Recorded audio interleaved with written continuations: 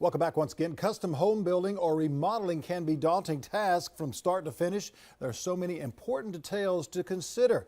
Our building expert Alan Wheeler joins us again. Information on allowances. Alan, exactly when we're talking about the building contract, what are we talking about allowances? This is something that should be allowed for certain objects? Yes, homeowners sometimes are aware of the word allowances, but every contract that they should look at if they're talking with several builders, part of that contract should be a whole page or separated called allowances. And in talking with homeowners over the years, I find they'll get some estimates, bids, contracts, whatever you want to call it, and it'll say like refrigerator GE 36-inch. And very general specifics. And I get really concerned about that because when a homeowner is then finalizing later after the work has begun, they might find that the quality is not what they had expected. And sometimes that particular brand, that particular size, there can be a very low end to that, or there can be a very high end to that. And what you put in your contract is exactly specific of what the individual is going to be getting, correct? Right. I think they'll be shown on the screen today. I do a line by line. It'll say cabinets, installing cabinets. It'll say countertop and how many square feet of countertop.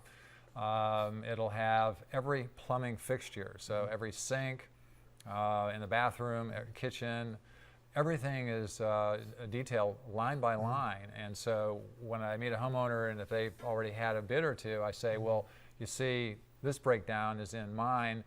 Do they have that same breakdown? And if they say no, I say, well, go back and ask them for a breakdown.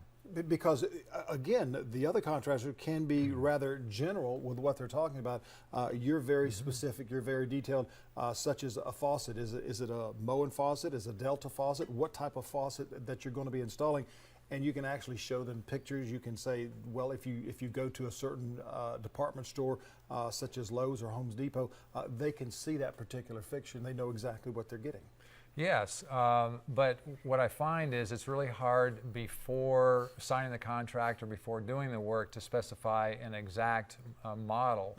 But in terms of the several meetings that I'll have with a homeowner, they'll say, I want appliances like Whirlpool, middle of the line, or they'll say, no, I want Sub-Zero. Yeah. And by making notes. That could be a huge range. That could be a huge range. Thousands of dollars just for one particular item and one particular allowance of those allowances. Oh yeah, I mean a 36-inch refrigerator can go from $2,000 to $8,000. And so by listening well, I hope, I can specify those individual budgets for all the different items in any particular product. And it's extremely important that whenever the individual is out there and they're wanting to do the home, maybe remodeling, maybe a new home, that they really sit down with their contractor, that make sure that you and the individual who is paying for all this are both on the same track, both on the same guidelines of where they're going. That way you don't run into different arguments, even though sometimes I know the wife wants one thing and then the husband wants one thing, and you're kind of the middleman going, okay, we need to work this out because we have our likes and dislikes, and then we also have our budget as well, which is your allowance. Oh, right. I do find differences. I'll have a husband or a wife take me aside and say, just make sure that such and such is in there. And so I am in the middle quite a bit. As I kidded with you earlier, unofficial marriage counselor sometimes with that situation. Yeah, a lot of great information.